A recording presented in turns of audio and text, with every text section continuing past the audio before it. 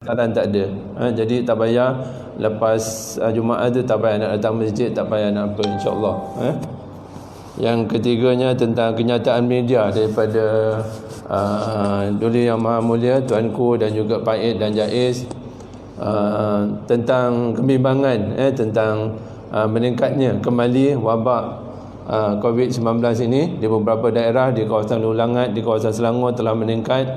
Ada juga di mukim-mukim yang dulunya zon hijau dah jadi zon kuning, tetapi setakat ini belum ada perintah tarik balik kebenaran solat Jumaat.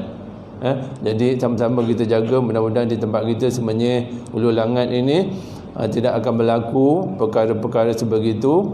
Dalam kenyataan tu memang jelas dikatakan sekiranya ada masjid, Jaiz telah menubuhkan satu task force yang akan bergerak setiap Jumaat ke masjid-masjid. Mungkin setiap masa, saya tak tahu setiap Jumaat ke setiap malam ke apa, akan bergerak ke setiap masjid untuk meninjau setakat mana SOP dipatuhi. Sekiranya ada mana-mana masjid, saya dah bagi tahu minggu lepas dan baru-baru ini kenyataan pun datang lagi. Sekiranya ada masjid, mana-mana masjid yang tidak mematuhi, jelas tidak mematuhi segala apa yang telah ditetapkan dalam SOP, kebenaran Jumaat, kebenaran solat fardu 5 waktu akan ditarik balik. Jadi kita tak nak masjid kita menyebabkan zon yang pertama sekali menyebabkan zon Semenyih menjadi zon kuning. Bila zon Semenyih zon kuning, semua masjid, aktiviti masjid dan surau-surau di seluruh kawasan Semenyih akan dihentikan, akan ditarik balik.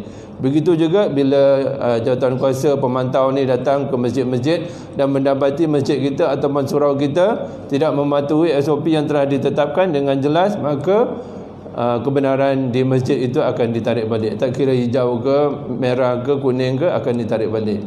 Jadi saya mohon kepada tuan-tuan yang hadir pada ini dan juga yang istiqamah datang ke masjid supaya patuh dengan SOP. Dan oleh sebab itu para petugas kita sangat tegas di luar sana. Tak bawa sejadah tak boleh, tak ada ni tak boleh, semua tak boleh, tak daftar tak boleh, semua tak boleh. Sebabnya adalah untuk menjaga supaya kita dapat terus istiqamah, dapat berterusan solat Jumaat, solat 5 waktu di masjid ini, insya-Allah. Jadi mohon kerjasama tuan-tuan.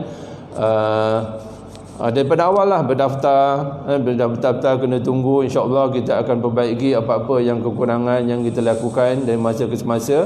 Mudah-mudahan urusan kita untuk beribadah, kita dapat beribadah dengan tenang, tak payah gaduh-gaduh, tak payah beratur panjang-panjang kat luar dan sebagainya. Kita datang nak beribadah, tapi beribadahlah dengan cara yang berhemah, bukan nak bergaduh sana bergaduh sini. Kita bukan nak halang orang, kita ikut apa SOP peraturan yang telah ditetapkan oleh pihak bertanggungjawab.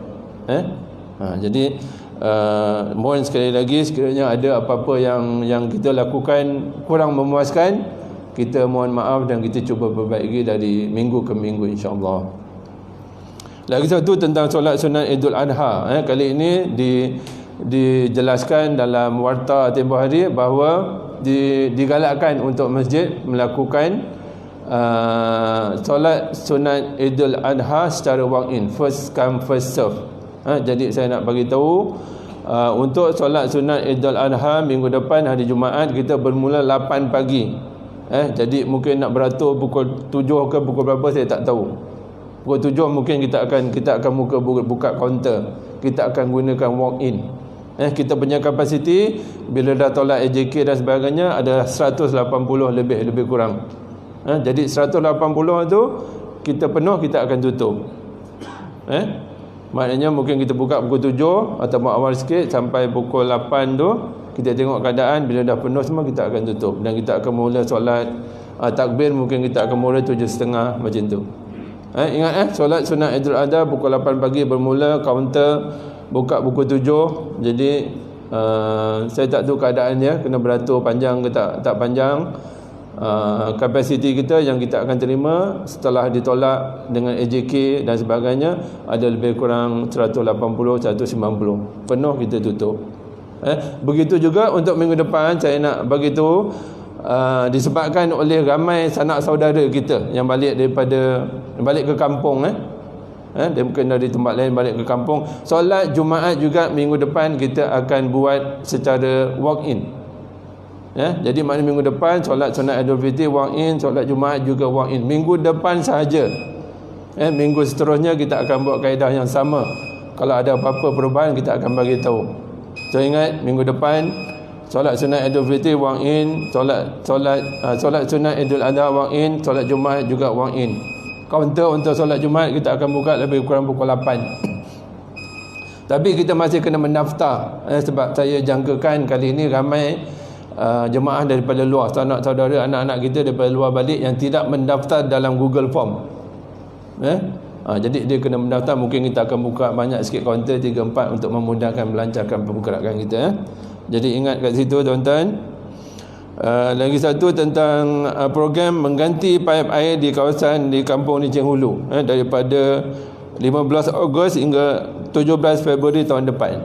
Jadi keseluruhan kampung Licin Hulu dah dipahamkan paip-paip lama tu akan ditukar. Tetapi ianya tidak akan melibatkan gangguan air, sebab penyambungan tu dikhabarkan akan dilakukan lepas tengah malam sampai pagi. Cuma mungkin ada sedikit kesesakan ke ketidakselesaan di sepanjang jalan disebabkan oleh kerja-kerja penggonikan dan sebagainya. Jadi itu saja beberapa perkara yang dapat saya sampaikan. Mudah-mudahan apa yang kita rancangkan, terutamanya minggu depan solat Jumaat dan juga solat sunat Idul Fitri, ingat dan sebar-sebarkan kepada sanak-sanak saudara yang balik kampung dan sebagainya. Jadi itu saja. Assalamualaikum warahmatullahi wabarakatuh.